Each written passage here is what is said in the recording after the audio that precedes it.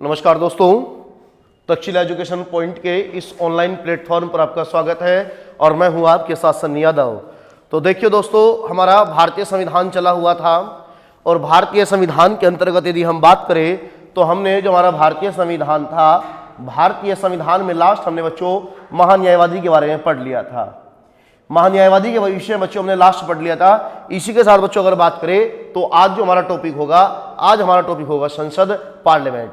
यानी कि आज बच्चों हम बात करेंगे किसके विषय में? संसद के विषय में। हमारा जो टॉपिक है वो लिखा हुआ है और हमारा जो टॉपिक है, टॉपिक का नाम क्या है बच्चों? हमारे टॉपिक का नाम है संसद। तो आज जो हमें पढ़ना है वो संसद के विषय में पढ़ना है बच्चों। और बच्चों अगर संसद के संदर्भ में बात की जाए तो जो हमारी संसद है वो होगी हमारी अनुच्छेद 79 से 123 तक। अनुच्छेद 79 से लेकर 123 तक बच्चों हमारी संसद है। तो आज हमें इसी संसद के बारे में पढ़ना है विस्तार पूर्वक, क्या कि संसद क्या है, क्या नहीं है, क्या चीजें संसद में आएगी, क्या नहीं आएगी चीजें।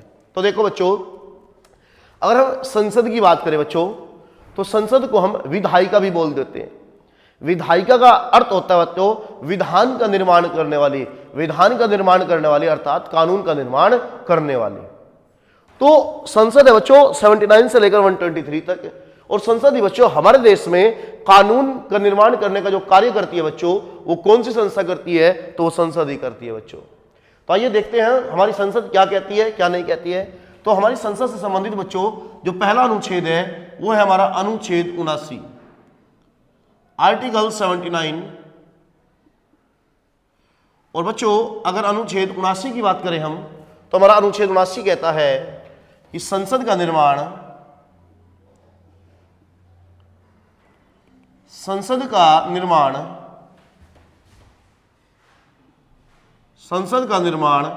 निम्नलिखित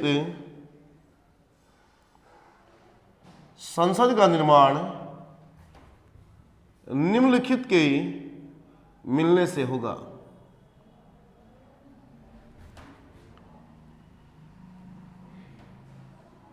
संसद का निर्माण निम्नलिखित के मिलने से होगा।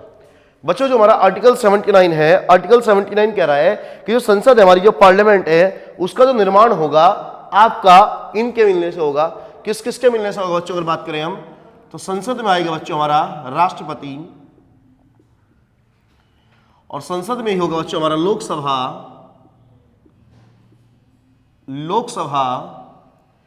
और इसी के अंतर्गत आएगा बच्चों हमारा राज्यसभा। तो बच्चों आर्टिकल 79 ये कह रहा है कि हमारे देश की एक संसद होगी और जो संसद का निर्माण होगा वो इन तीनों के मिलने से होगा। किस किस के मिलने से होगा? राष्ट्रपति के, लोकसभा के और राज्यसभा के। यानी कि इन तीनों के मिल जाने से हमारी संसद का निर्माण कंप्लीट होगा। इसी के साथ बच्चों यदि हम बात करें राष्ट्रपति के विषय में, हम इससे पहले जो हमारी क्लासेस हुई थी उसमें हम पढ़ चुके। हमने बच्चों जब राष्ट्रपति के विषय में बात की थी तो हमने अनुच्छेद पढ़ा था 52 से लेकर 62 तक। जो बच्चों हमारा अनुच्छेद 52 से लेकर 62 तक था उसमें बच्चों जो था वो था राष्ट्रपति के विषय में। तो कहने का मतलब यह है कि हमें यहाँ पे राष्ट्रपति पढ़ने की आवश्यकता नहीं है, क्योंकि राष्ट्रपति के विषय में हम ऑलरेडी पढ़ चुके। सारी की सारी बातें जो भी राष्ट्रपति से संबंधित थी वो सारी बातें बच्चों हम कर चुके। तो अब हम बात करेंगे जी हमें यहाँ पे क्या पढ़ना है। तो बच्चों अगर हम बात करें हमें यहाँ पे क्या पढ़ना है, तो बच्चों हमें यहाँ पे पढ़ना है लोकसभा के विषय में और किसके विषय में बच्चों? राज्यसभा के विषय में। अगर बच्चों हम बात करें लोकसभा की, तो जो बच्चों हमारी लोकसभा है ये अनुच्छेद 81 में है। और राज्यसभा की बात करें बच्चों तो जो हमारी राज्यसभा है बच्चों वो अनुच्छेद 80 में। यानी कि जो राज्यसभा के विषय में बताया गया है वो अनुच्छेद 80 में बताया गया है, जबकि बच्चों लोकसभा के विषय में जो बताया गया है वो अनुच्छेद 81 में बताया गया है। वो अनुच्छेद 81 में बताया गया है बच्चों। ठीक है, तो हम जो सबसे पहले पढ़ेंगे ना बच्चों वो क्या पढ़ लेंगे? हम पहले लोकसभा को पढ़ लेंगे और उसके बाद फिर हम राज्यसभा पढ़ लेंगे। उससे कोई फर्क नहीं पड़ता कि राज्यसभा 80 में है, लोकसभा 81 में आ रहा है पहले। ठीक है, हमने पहले 79 पढ़ लिया और 79 में बात कर ली हमने संसद होगी, लोकसभा है 81 में और राज्यसभा है 80 में। तो यानी कि अब हम सबसे पहले जो पढ़ेंगे बच्चों वो हम क्या पढ़ेंगे? वो पढ़ लेंगे हम लोकसभा। तो आइए हम इसे रफ करते हैं और रफ करने के बाद हम हेडिंग डालते हैं बच्चों और हम लिखेंगे बच्चों लोकसभा। हम यहां पे लिखेंगे बच्चों लोकसभा।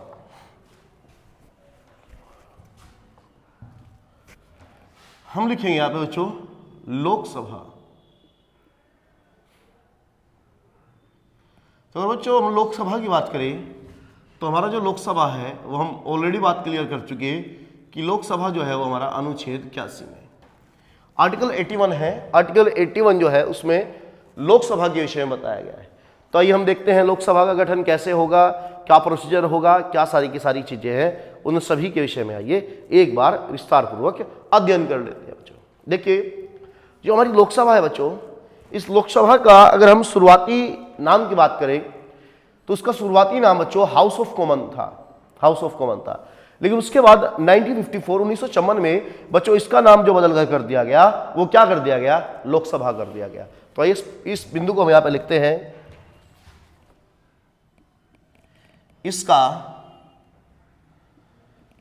इसका पहला नाम हाउस ऑफ कॉमन था। हाउस ऑफ कॉमन था, परंतु 1954 बच्चों, परंतु 1954 में इसका नाम बदलकर 1954 में इसका नाम बदलकर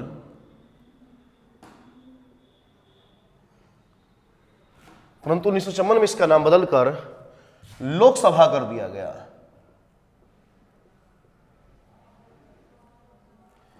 1954 में इसका नाम बदलकर लोकसभा कर दिया गया।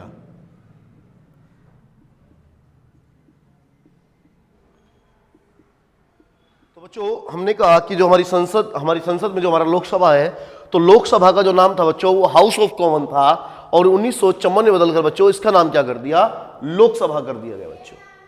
इसी के साथ बच्चों अगर हम बात करें जो हमारी लोकसभा है बच्चों, उसे कई अन्य सारे नामों से भी जाना जाता है। जो हमारी लोकसभा है, लोकसभा के कई और भी बहुत सारे नाम हैं। तो आइए देखते हैं लोकसभा को किस किस नामों से जाना जाता है।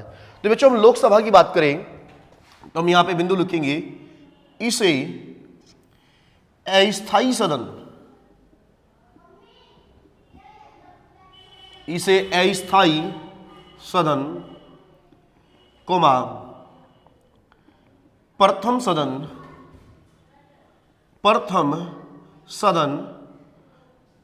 उसके बाद बात करें निम्न सदन,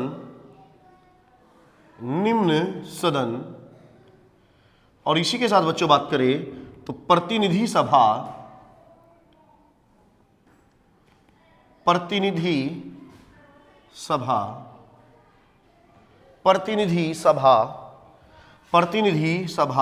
व जन भावनाओं का सदन,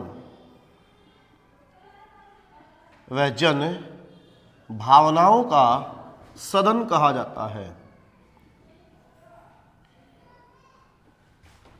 जन भावनाओं का सदन कहा जाता है। जन भावनाओं का सदन कहा जाता है। देखिए बच्चों हमने लोकसभा के विषय में सबसे पहले बात की कि लोकसभा जो है हमारा बच्चों वो अनुच्छेद 81 में है, और हमने कहा कि बच्चों इसका जो पहले नाम था बच्चों, हमारी लोकसभा का जो पहले नाम था बच्चों वो था हमारा हाउस ऑफ कॉमन, और उस हाउस ऑफ कॉमन जो नाम था इसे 1954 में चेंज करके बच्चों कर दिया गया लोकसभा। उसके बाद बच्चों हमने बात की तो हमने कहा कि इसे अस्थायी सदन, ये जितने भी आपको उपनाम लिखवाए हैं बच्चों, ये सारे के सारे जो उपनाम हैं ये लोकसभा के हैं। आपको इनमें से कोई भी एक उपनाम देगा और पूछ लेगा कि ये कौन है आपका, ये कौन सा सदन है, तो आपके बच्चों आंसर होना चाहिए लोकसभा। हमने कहा कि जो लोकसभा है इसे अस्थायी सदन बच्चों, बात समझिए। देखिए हमने कहा हमारी संसद है, और संसद के बच्चों कितने सदन हैं, तो 2 सदन है जी। एक कौन सा है हमारा लोकसभा, और एक कौन सा है बच्चों हमारा राज्यसभा। ये बात क्लियर होगी कि 2 सदन है संसद के, एक लोकसभा है और एक हमारा कौन सा है बच्चों, राज्यसभा। अगर बच्चों राज्यसभा की बात की जाए तो राज्यसभा जो है वो कभी भी भंग नहीं होता। राज्यसभा एक स्थायी सदन है, परमानेंट है। 1952 से जब से हमारे देश में लोकसभा, हमारे देश में संसद स्थापित हुई है, राज्यसभा तब से वही राज्यसभा चली हुई है बच्चों। तो राज्यसभा एक स्थायी सदन है, परमानेंट हाउस है, जबकि लोकसभा एक अस्थायी सदन है, टेम्पररी हाउस है आपका। हर 5 साल बाद लोकसभा के चुनाव होंगे और हर 5 साल बाद लोकसभा जो है वह हमारी रिक्त हो जाएगी और नए सदस्य जो है दोबारा चुन के आएंगे। तो इस आधार पर हमने कहा कि जो हमारी लोकसभा है बच्चों, वो एक कैसा सदन है, तो अस्थायी सदन। उसके बाद बच्चों हमने कहा प्रथम सदन। हमने बच्चों लोकसभा को कहा कि इसे हम प्रथम सदन कहते हैं।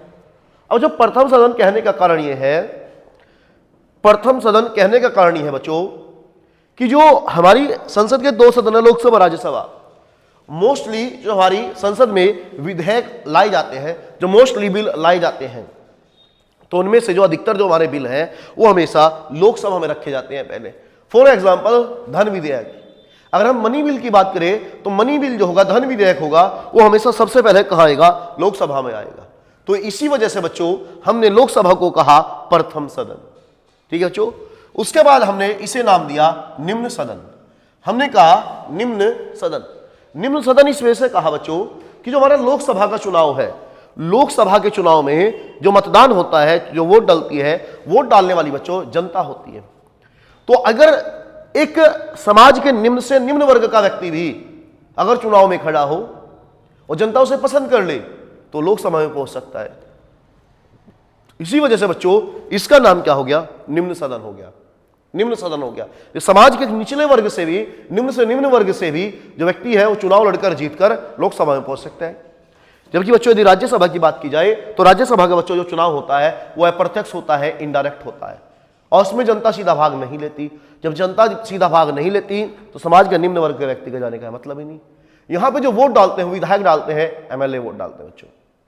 इस वजह से हम एक उच्च सदन भी बोल देते हैं हम। ठीक है। उसके बाद बच्चों हमने अगला लिखा है प्रतिनिधि सभा। प्रतिनिधि सभा। अब प्रतिनिधि सभा क्या है बच्चों कि जो हमारी लोकसभा है, लोकसभा में जो सदस्य जा रहे हैं वो अपने अपने क्षेत्र का प्रतिनिधित्व कर रहे हैं। कि फॉर एग्जांपल आपकी शामली जिला, शामली की जो लोकसभा सीट है, कैराना लोकसभा सीट है, इसी प्रकार आपकी बागपत लोकसभा सीट है, मेरठ लोकसभा सीट है। तो यहां से जो व्यक्ति चुन के गए वो उस क्षेत्र का प्रतिनिधित्व करेंगे और जाके वहां पे बात रखेंगे। तो वहां लोकसभा में सब क्या है, अपने अपने क्षेत्र के प्रतिनिधि हैं। तो इसी कारण इस सदन का नाम हमने क्या रख दिया बच्चों, प्रतिनिधि सभा रख दिया। ठीक है बच्चों। उसके बाद आगे बढ़े तो हमने इसे कहा बच्चों जन भावनाओं का सदन। हमने कहा इसे बच्चों जन भावनाओं का सदन। जन भावनाओं का सदन कहने का मतलब यह बच्चों कि लोकसभा में वही व्यक्ति चुनाव जीत कर जाएंगे जिनके साथ जनता की भावनाएं क्या हो बच्चों, जुड़ी हुई हो। भाई जिसे जनता पसंद करेगी व्यक्ति चुनाव जीत जाएगा और चुनाव जीतने के बाद क्या लोकसभा पहुंच जाएगा। इस वजह से हमने इसे क्या कह दिया, जन भावनाओं का सदन कह दिया बच्चों। ठीक है। इतनी चीजें के लिए हुई। तो आप अगर देखोगे ये सारे के सारे जो बच्चों उपनाम है, ये सारे के सारे जो उपनाम है बच्चों, ये हमारी लोकसभा के हैं बच्चों। इसी के साथ अगर हम बात करें, अगर आज हम सदस्यों की बात करें लोकसभा में, तो आज बच्चों हमारी जो लोकसभा है, लोकसभा में सदस्यों की जो संख्या है वो कितनी है, 543 है। ठीक है। 543 है। तो आइए लिखते हैं, लिखेंगे वर्तमान में लोकसभा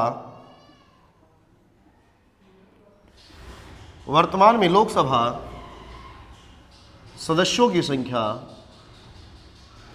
वर्तमान में लोकसभा सदस्यों की संख्या, वर्तमान में लोकसभा सदस्यों की संख्या 543 है। 543 है। इतनी बात क्लियर है बच्चों। ये कह रहा है कि वर्तमान में लोकसभा सदस्यों की संख्या 543 है। यानी कि वर्तमान में जो हमारे लोकसभा में एक एमपी है, तो लोकसभा के जो सदस्यों की कुल संख्या बच्चों वो कितनी है, 543 है। तो याद रखेंगे बच्चों ये वर्तमान सदस्य संख्या है। अगर पूछता है कि लोकसभा में वर्तमान में कितने सदस्य हैं, तो आंसर क्या होगा बच्चों, हमारा 543 होगा। कितने होगा बच्चों, तो होगा हमारा 543 सदस्य होंगे बच्चों। अब बच्चों आपने 545 पढ़ा होगा किसी ने कहीं पे। अगर आप 2 साल पहले जाओगे, 3 साल पे, 2020 तक की अगर बात करें हम, 2019-18 तक की बात कर ले, तो हमारे लोकसभा में 2 एंग्लो इंडियन होते थे, लेकिन उन एंग्लो इंडियन का जो आरक्षण था, रिजर्वेशन था, वो जब समाप्त कर दिया गया, जिस कारण लोकसभा में सदस्यों की संख्या घट के बच्चों कितनी रहेगी? 543। देखिए, अगर आपसे क्वेश्चन पूछता है कि वर्तमान में लोकसभा में सदस्यों की संख्या कितनी है, तो आपका आंसर होना चाहिए 543। आइए इसे भी एक बार हम विस्तार पूर्वक समझ लेते हैं। इन सदस्यों से वर्तमान में सदस्य कितने हैं, कुल सदस्य कितने हैं, निर्वाचित सदस्य कितने हैं, मनोनीत सदस्य कितने हैं, यहां से क्वेश्चन बन जाते हैं बच्चों, और बच्चों में कंफ्यूजन रहता है। तो आइए आज इस कंफ्यूजन को हम दूर करते हैं और चीजों को देखते हैं। ठीक है, अगर हम बच्चों बात करें, इसे हम रफ कर देंगे। ठीक है, आप चाहे तो उसका स्क्रीनशॉट ले लो बच्चों। ठीक है, उसके बाद नोट कर ले, उसके बाद फिर जो है हम इसे रफ करते हैं बच्चों। ठीक है, चलो आइए रफ करते हैं अब इसे और बढ़ते हैं अगले बिंदु की ओर।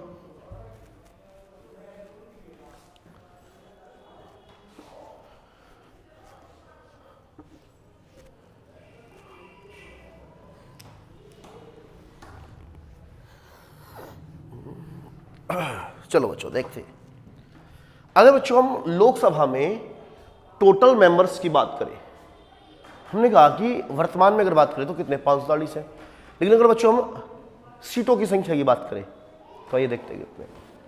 हम बच्चों यहां पे लिखेंगे, हमारा लोकसभा का चार्ट होगा बच्चों। ठीक है, हमारा लोकसभा का चार्ट होगा। मैं यहां पे एक बार लिख देता हूं फिर भी, लोकसभा।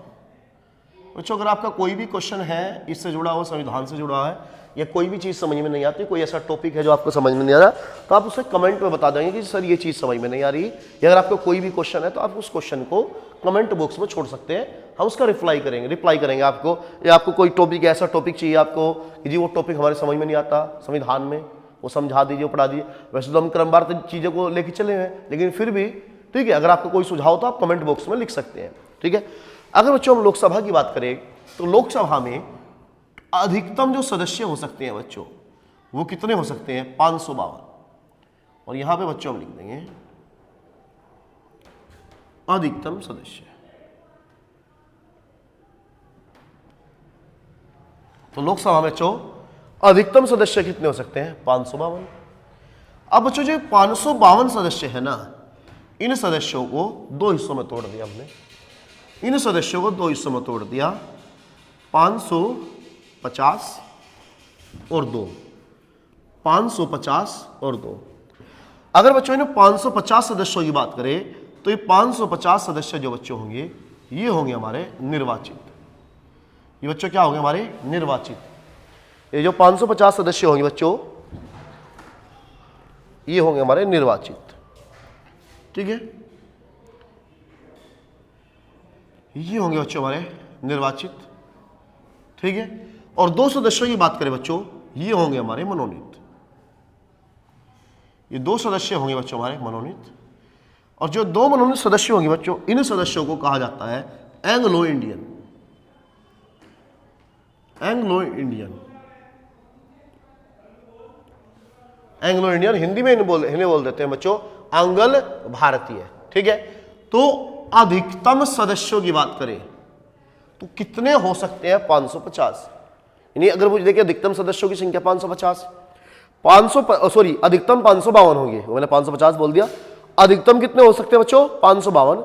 इन 552 को हमने 2 हिस्सों में तोड़ दिया, 550 और 2। 550 निर्वाचित होंगे और 2 क्या होने चाहिए बच्चों? मनोनीत होने चाहिए। अब जो 550 मेंबर है बच्चों, इन्हें हमने 2 कैटेगरी में बांटा। जो 530 सदस्य थे बच्चों, ये हमने दे दिए राज्यों को। जो 530 सीटें थी वो दे दी राज्यों को, और जो 20 सीटें थी बच्चों, ये दे दी हमने यूटी को, यानी कि यूनियन टेरिटरी, केंद्र शासित प्रदेश। अब बच्चों जो राज्यों के पास 530 सीट थी, इन्होंने 530 की 530 सीट भर दी। यूटी के पास जो बच्चों 20 सीट थी, इसमें से 13 सीट भरी गई और 7 सीट बच्चों क्या रही? रिक्त रही। अभी बच्चों हमारे पास यही डाटा, भी नया डाटा आया नहीं, तो इसी डाटा के हिसाब से हम चलेंगे। तो बच्चों ये जो 13 सीट भरी गई इधर से, तो ये 13 सीट जो थी ये यहां पे आ गई। तो 530 वो होगी थी बच्चों, और 13 ये होगी हमारी। तो ये टोटल कितने सदस्य हो गए? 543 हो गए वर्तमान सदस्य। वर्तमान सदस्य, वर्तमान सदस्य की बात करें बच्चों तो वर्तमान सदस्य हमारे कितने हो गए? 543। ठीक है बच्चों, इतनी बात क्लियर हुई। अगर इन दो सदस्यों की बात करें तो 2020 में इनका जो आरक्षण था वो समाप्त हो गया। 2020 में इनका आरक्षण 2020 में इनका आरक्षण समाप्त कर दिया गया, समाप्त कर दिया गया। तो इस प्रकार से बच्चों हमारी जो लोकसभा हुई, तो लोकसभा में वर्तमान सदस्यों की संख्या कितनी हुई?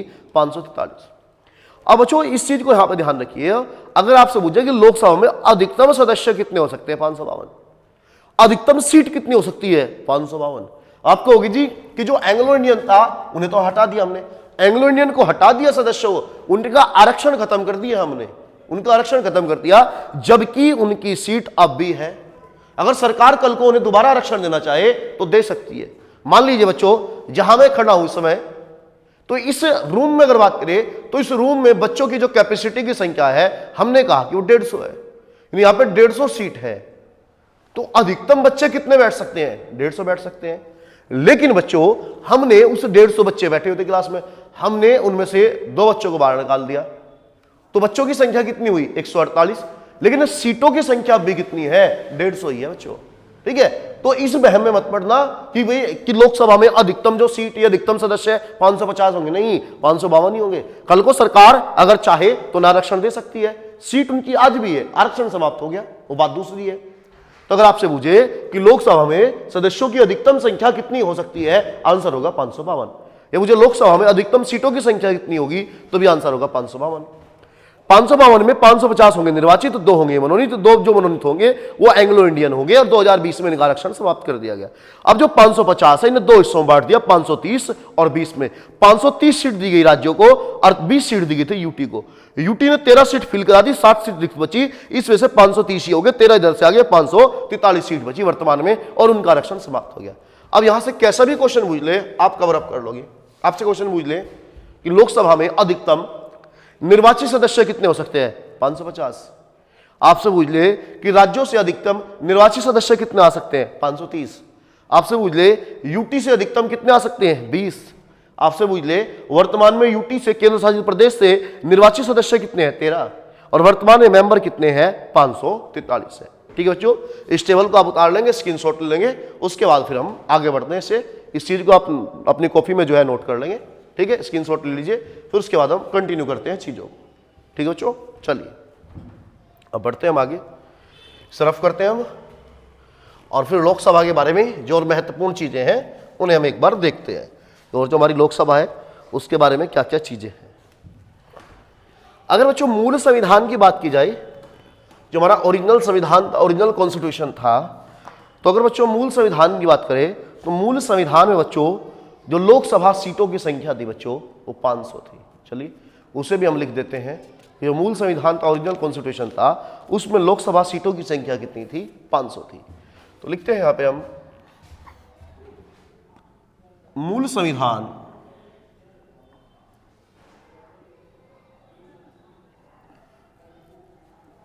मूल संविधान में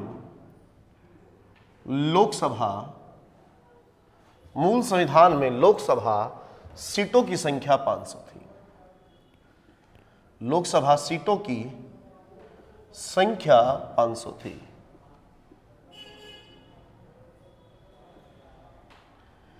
ये कह रहा है बच्चों की जो ओरिजिनल कॉन्स्टिट्यूशन था, हमारा मूल संविधान था, तो मूल संविधान में लोकसभा सीटों की संख्या कितनी थी? 500 थी। जो आज अगर बात करें तो हमारी 552 हो चुकी, तो उस समय जो ओरिजिनल कॉन्स्टिट्यूशन था उसमें कितनी थी बच्चों? 500 सीट थी। इसी के साथ बच्चों अगर हम बात करें कि हमारे देश में जो लोकसभा का जो पहली बार गठन हुआ था बच्चों, तो वो कब हुआ था? अगर हम बात करें लोकसभा का पहला गठन की बात करें तो हम यहां लिख लेंगे लोकसभा का प्रथम गठन। अगर बच्चों लोकसभा का प्रथम गठन की बात करें तो ये हुआ था बच्चों 17 अप्रैल 1952 को। 17 अप्रैल 1952 को। जो हमारी पहली लोकसभा गठित हुई थी बच्चों, वो हुई थी 17 अप्रैल 1952 को। और अगर बच्चों हम बैठक की बात करें तो हमारी बैठक हुई थी, तो हम यहां पे लिख देंगे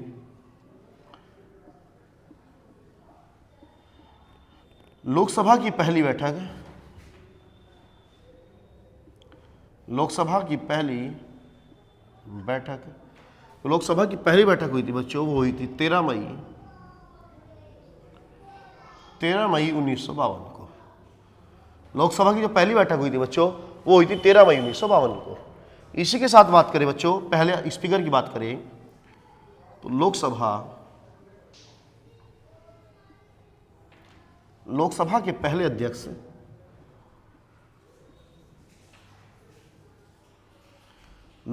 पहले अध्यक्ष गणेश वासुदेव मावलंकर थे।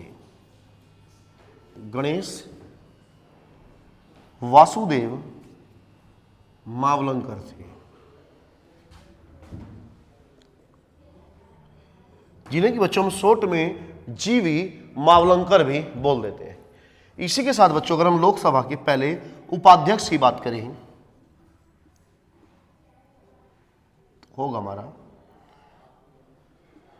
लोकसभा के पहले उपाध्यक्ष। अगर बच्चों हम लोकसभा के पहले उपाध्यक्ष की बात करें तो उनका नाम था बच्चों अनंत शयनम अयंगर। अनंत शयनम अयंगर, इनका नाम था बच्चों अनंत शयनम अयंगर। यानी कि लोकसभा के जो पहले अध्यक्ष हुए बच्चों, वो कौन हुए? गणेश वासुदेव मावलंकर। और लोकसभा के जो हमारे पहले उपाध्यक्ष थे बच्चों, वो कौन थे? तो वो थे हमारे अनंत शयनम अयंगर। इसी के साथ बच्चों अगर हम लोकसभा के चुनाव की बात करें तो लोकसभा का जो चुनाव होगा बच्चों, वो प्रत्यक्ष रूप से होगा। वो बात हमने पहले ही कर ली। यानी कि प्रत्यक्ष रूप से होने का मतलब है कि इस चुनाव में जनता भाग लेगी। तो आइए अब देखते हैं कि जनता कैसे भाग लेगी, किस प्रकार से चुनाव होगा और वोट डालने वाली जो जनता होगी आखिर वो कौन होगी। तो आइए इसे हम रफ करते हैं, आप इसका स्क्रीनशॉट ले लेंगे और उसके बाद हम चीजों को कंटिन्यू करते हैं बच्चों। ठीक है, तो आइए देखते हैं हम।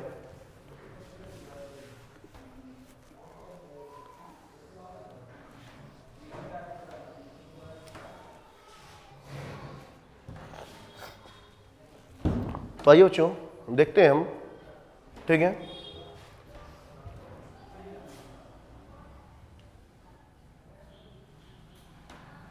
तो अगर लोकसभा की बात की जाए बच्चों, लोकसभा का जो चुनाव है बच्चों वो प्रत्यक्ष रूप से होता है। तो ये लिखते हैं हम लोकसभा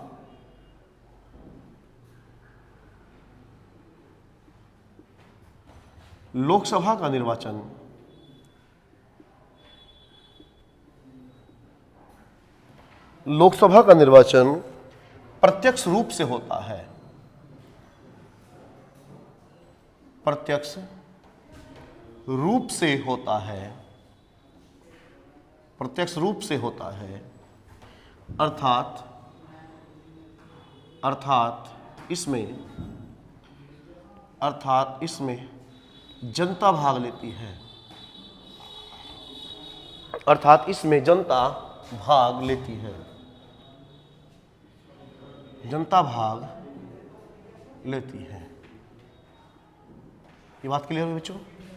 ये कह रहे कि लोकसभा का निर्वाचन प्रत्यक्ष रूप से होता है, अर्थात इसमें जनता भाग लेती है। और इसी के साथ बच्चों अगर हम बात करें, जो लोकसभा का चुनाव है बच्चों, इसमें अग्रता ही विजेता प्रणाली चलती है। यानी कि जो सबसे आगे होगा वही चुनाव जीत जाएगा। तो आइए लिखते हैं इसमें पॉइंट डाल के,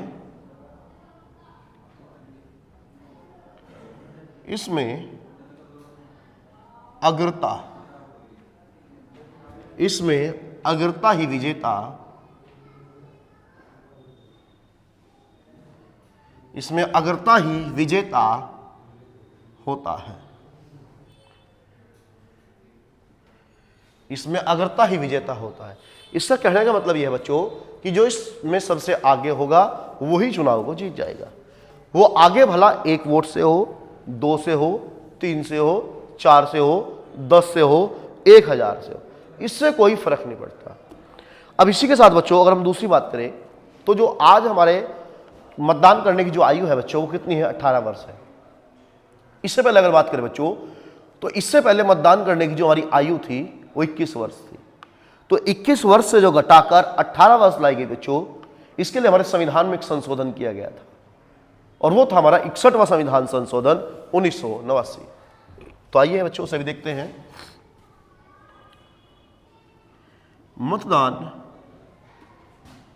मतदान करने की आयु,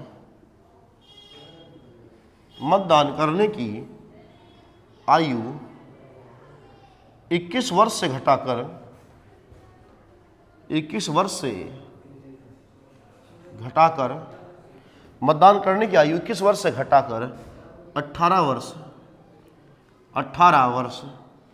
61वें संविधान संशोधन, 61वें संविधान संशोधन 61वें संविधान संशोधन 1989, 61वें संविधान संशोधन 1989 के द्वारा की गई थी।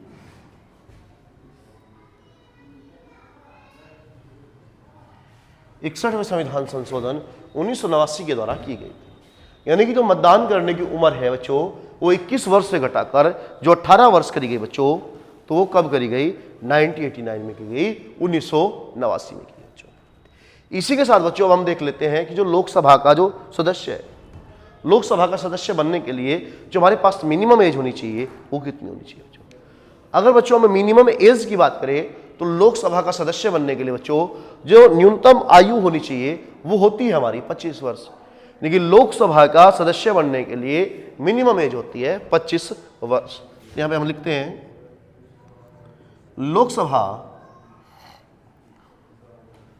लोकसभा का सदस्य है, लोकसभा का सदस्य बनने के लिए, लोकसभा का सदस्य बनने के लिए, लोकसभा का सदस्य बनने के लिए न्यूनतम आयु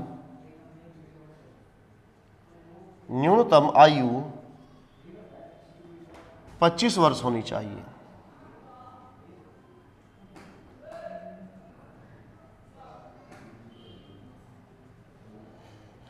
बात क्लियर बच्चों? क्लियर है कि लोकसभा का सदस्य बनने के लिए न्यूनतम आयु 25 वर्ष होनी चाहिए। यानी कि यदि आपको लोकसभा का चुनाव लड़ना है, लोकसभा का मेंबर बनना है, तो आपकी बच्चों जो मिनिमम एज है, मिनिमम एज कितनी होनी चाहिए, तो आपकी मिनिमम एज होनी चाहिए 25 वर्ष। तो इतनी बात क्लियर है। उसके बाद हम आगे बढ़ते हैं बच्चों, ठीक है, इसे रफ करते हैं, आप स्क्रीनशॉट ले लीजिए। उसके बाद इसे हम लोकसभा जो टॉपिक है इसमें आगे बढ़ते हैं चीजों को लेके।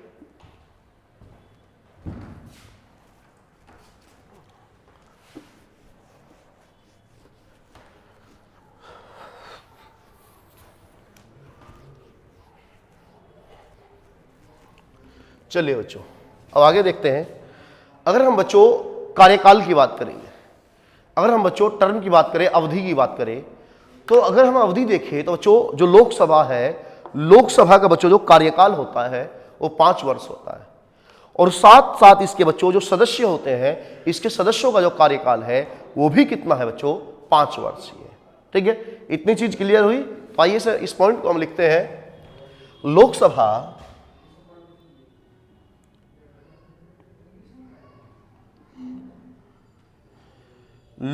का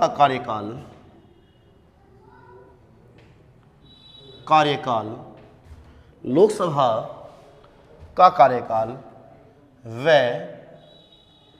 इसके सदस्यों का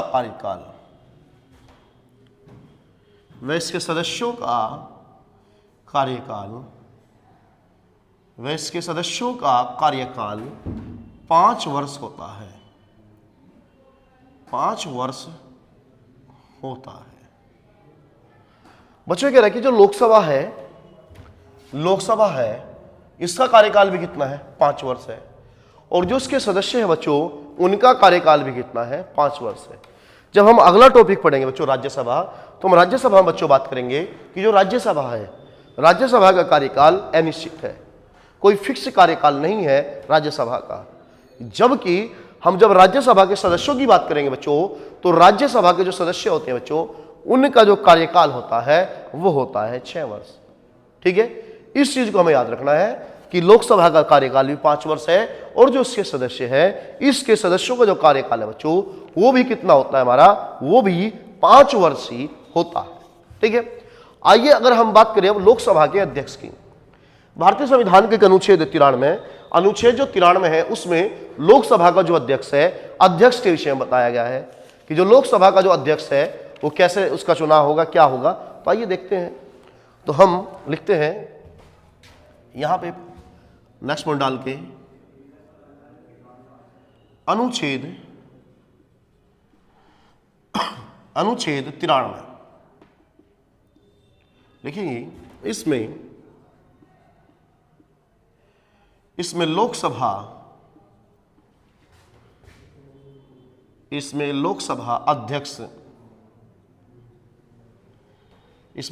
अध्यक्ष के विषय में बताया गया है,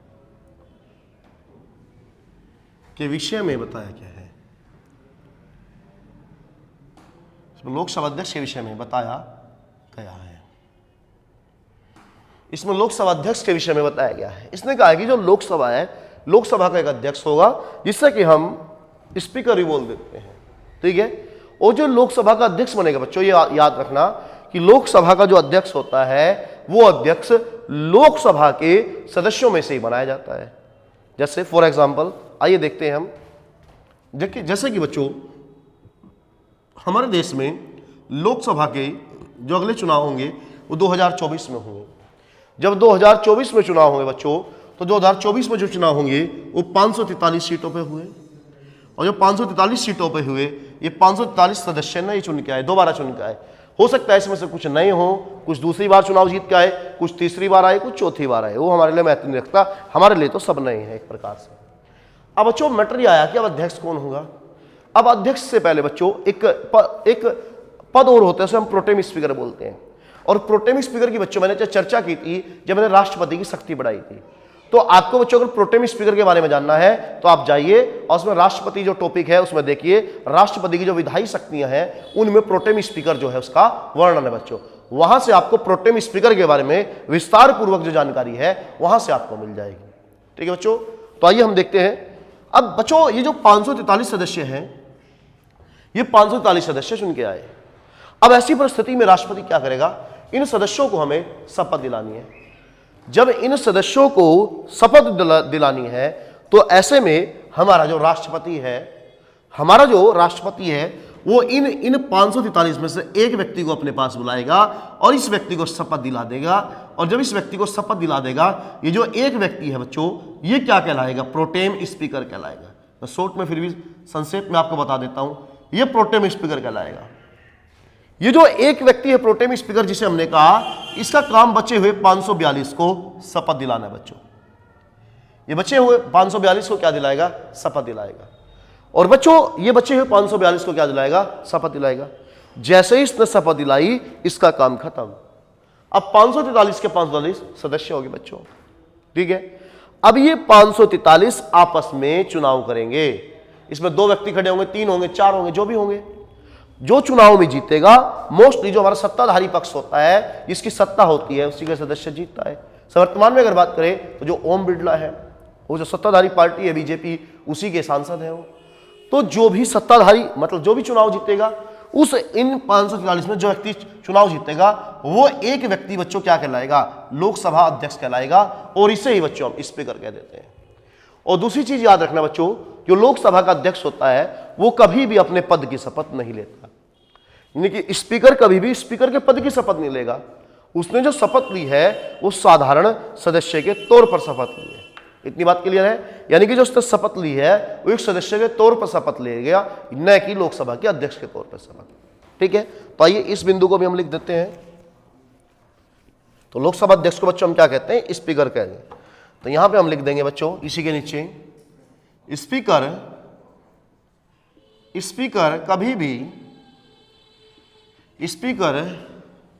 कभी भी अपने पद की शपथ नहीं लेता है, अपने पद की शपथ नहीं लेता है। यानी कि स्पीकर के तौर पे शपथ नहीं लेगा बच्चों, एक एमपी के तौर पे शपथ लेगा, कोई दिक्कत नहीं, एक एमपी के तौर पे शपथ ली, ठीक है, लेकिन कभी भी जो है ये स्पीकर के तौर पर शपथ नहीं लेगा बच्चों, ठीक है। ऐसे इसकी सहायता करने के लिए जो होता है बच्चों उपाध्यक्ष होता है। और याद रखना कि बच्चों जो अध्यक्ष अपना त्यागपत्र देगा वो किसे देगा, उपाध्यक्ष को देगा, और उपाध्यक्ष अपना त्यागपत्र किसे देगा, अध्यक्ष को देगा। तो यहीं पे हम लिख देंगे बच्चों स्पीकर की अनुपस्थिति में, स्पीकर की अनुपस्थिति में, स्पीकर की अनुपस्थिति में सदन का संचालन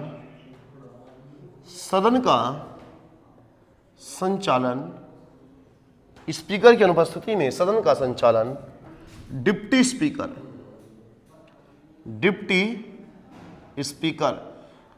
का मतलब है बच्चों उपाध्यक्ष।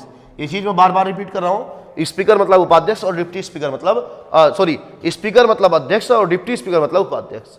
स्पीकर की अनुपस्थिति में सदन का संचालन डिप्टी स्पीकर द्वारा किया जाता है, डिप्टी स्पीकर द्वारा किया जाता है, डिप्टी स्पीकर द्वारा किया जाता है। यानी कि बच्चों अगर आपका अध्यक्ष नहीं आया तो ऐसी परिस्थिति में जो सदन की कार्यवाही का जो संचालन करेगा बच्चों वो कौन करेगा, हमारा उपाध्यक्ष करेगा। ठीक है बच्चों, इतनी चीज क्लियर है। इसी के साथ बच्चों अगर हम बात करें, जो हमारा अध्यक्ष है वो जो बच्चों त्यागपत्र देता है वो त्यागपत्र देगा हमेशा उपाध्यक्ष को, और जो उपाध्यक्ष है वो त्यागपत्र देगा हमेशा अध्यक्ष को। तो आइए हम इसे भी लिख देते हैं, स्पीकर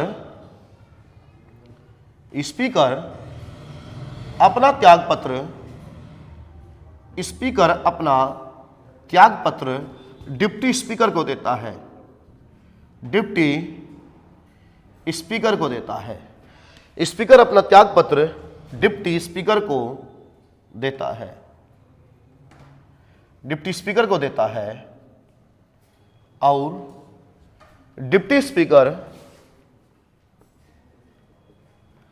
डिप्टी स्पीकर अपना त्यागपत्र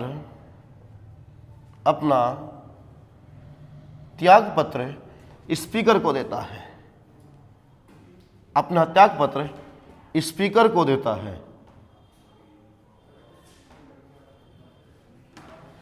बात क्लियर है बच्चों?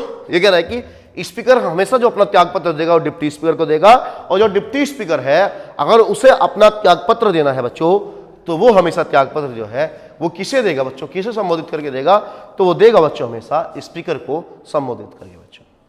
आइए बच्चों इसी के साथ अगर हम बात करें तो हमारा जो स्पीकर है उसके पास कुछ पावर भी है, कुछ शक्तियां भी हैं। तो आइए एक बार वो भी देख लेते हैं हम।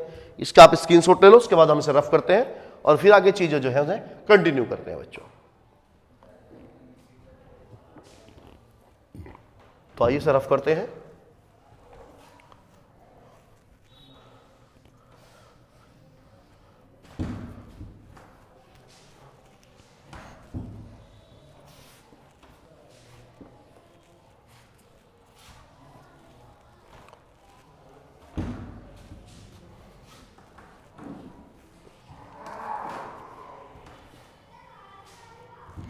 अब जो है बच्चों हम देख लेंगे कि जो हमारा स्पीकर है, लोकसभा का अध्यक्ष है, उसकी कुछ विशेष शक्ति है।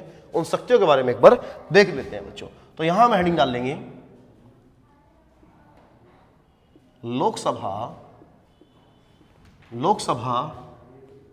अध्यक्ष, लोकसभा अध्यक्ष की शक्तियां।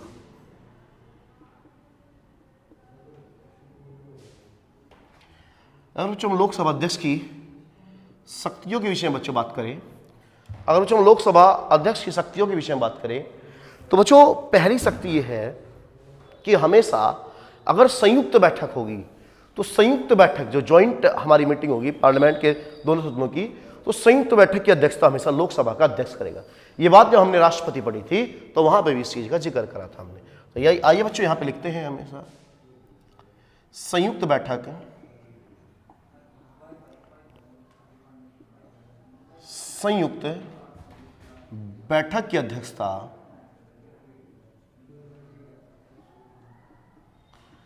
संयुक्त बैठक की अध्यक्षता लोकसभा अध्यक्ष करता है। लोकसभा अध्यक्ष करता है।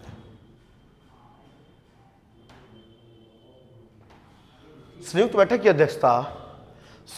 अध्यक्षता लोकसभा अध्यक्ष करता है। ये बात क्लियर है बच्चों। इसी के साथ बच्चों अगर हम बात करें, कोई भी विधेयक अगर कोई भी लाता है हमारा, तो कोई विधेयक धन विधेयक है या नहीं, यह तय करने का अधिकार बच्चों लोकसभा अध्यक्ष के पास है। लिखते हैं, कोई विधेयक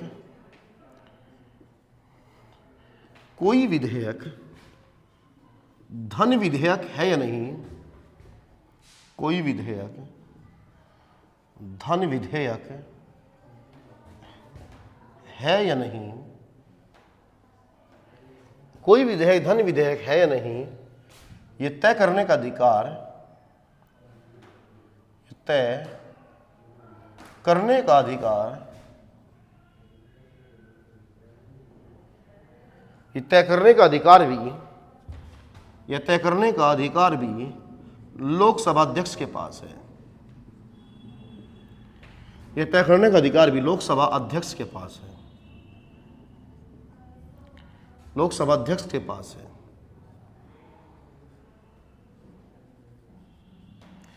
ये बात होगी बच्चों। और इसी के साथ बच्चों अगर हम बात करें कि जो धन विधेयक होगा, हमारा जो मनी बिल होगा बच्चों, धन विधेयक जब भी लाया जाएगा बच्चों, तो धन विधेयक को हमेशा बच्चों पहले लोकसभा में ही रखा जाता है। तो आइए उसे भी हम लिख लेते हैं। धन विधेयक सर्वप्रथम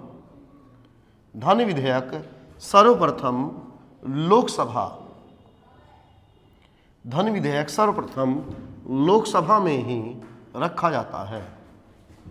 लोकसभा में ही रखा जाता है। तो अगर बात करें बच्चों, ये कुछ लोकसभा का जो अध्यक्ष था उसकी कुछ विशेष पावर थी बच्चों। तो अगर बात करें बच्चों, आज हमारा जो टॉपिक था वो संसद था, और हमने संसद के विषय में बात की, तो हमने कहा कि संसद अनुच्छेद 79 से लेकर 123 तक है। और हमने कहा था कि जो संसद है उसका निर्माण राष्ट्रपति, लोकसभा और राज्यसभा के मिलने से होगा, जिसमें हम राष्ट्रपति को ऑलरेडी पढ़ चुके थे। आज हमने जो पढ़ा बच्चों वो लोकसभा के विषय में पढ़ा। तो नेक्स्ट जो क्लास होगी बच्चों उसमें हम राज्यसभा पढ़ेंगे। तो आज हमने बच्चों लोकसभा के विषय में जो भी महत्वपूर्ण चीजें थी उनका क्रमवार तरीके से हमने अध्ययन कर लिया। तो आज के लिए इतना ही बच्चों, मिलते हैं नेक्स्ट क्लास में, तब तक के लिए जय हिंद।